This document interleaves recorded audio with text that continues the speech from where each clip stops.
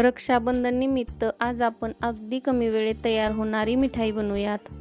सर्वप्रथम आपल्या सर्वांचे स्वाद आपुलकीचं या चॅनलवर खूप खूप स्वागत। मिठाई बनवण्यासाठी लागणारे साहित्य आहे 2 वाटी बेसन पीठ, 1 वाटी गूळ व 2 चमचे रवा, अर्धी वाटी तूप। कमी वेळेत व कमी साहित्यामध्ये पण तेवढीच टेस्टी तयार होणारी ही मिठाई आहे। सर्वप्रथम गरम कढई करून त्यामध्ये आपण सुरुवातीला फक्त 2 चमचे तूप टाकून घेतलेले 2 वाटी पीठ टाकून भाजून घेणार आहोत।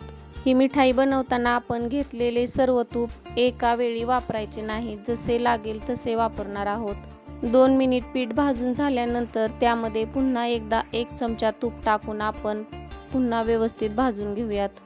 थोडे थोडे तूप टाकून लो टू मीडियम गॅसवरती फक्त 5 ते 60 मिनिट हे पीठ आपल्याला भाजून घ्यायचे आहे।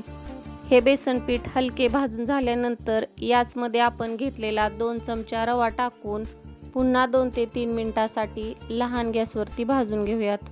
पीठ भाजण्याची ही प्रोसेस आपल्याला पूर्ण लहान गॅसवरती करायची आहे, गॅस अजिबात मोठा करायचा नाही। पीठ आपले पूर्ण भाजत आले की या पिठामधून तूप बाहेर सुटायला सुरुवात होते। सुरुवातीपासून पीठ भाजेपर्यंत अगदी 7 ते 8 मिनिटांमध्ये हे पीठ आपले भाजून तयार होते। पीठ भाजल्यानंतर गॅस आपण बंद करून घ्यायचा आहे। गॅस बंद करून मगच यामध्ये आपण घेतलेला गूळ टाकून घेणार आहोत। गूळ पिठामध्ये पूर्ण व्यवस्थित मिक्स होईपर्यंत 2 मिनिटांसाठी हा एकत्र करून घ्यायचा आहे। एका डिशला तूप लावून तयार केलेले मिश्रण आपण डिशवरती टाकून बर्फी सेट करण्यासाठी ठेवायची आहे। मिश्रण गरम असतानाच यावरती आवडीनुसार खिसलेले ड्रायफ्रूट्स व थोडी खसखस भुरभुरून घ्यायची आहे।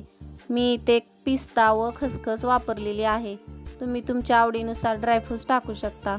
ही डिश अशीच आपण 10 मिनिटांसाठी थंड करण्यासाठी ठेवून देऊयात। अशा छान छान व साध्या सोप्या रेसिपी पाहण्यासाठी स्वाद आपुलकीचं या चॅनलला नक्की सबस्क्राईब करा।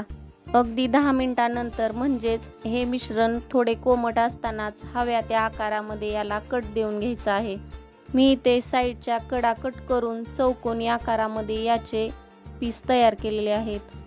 तर अगदी कमी वेळेत व रोजच्या साहित्यामध्ये ही मिठाई एकदम छान व टेस्टी करून तयार होते।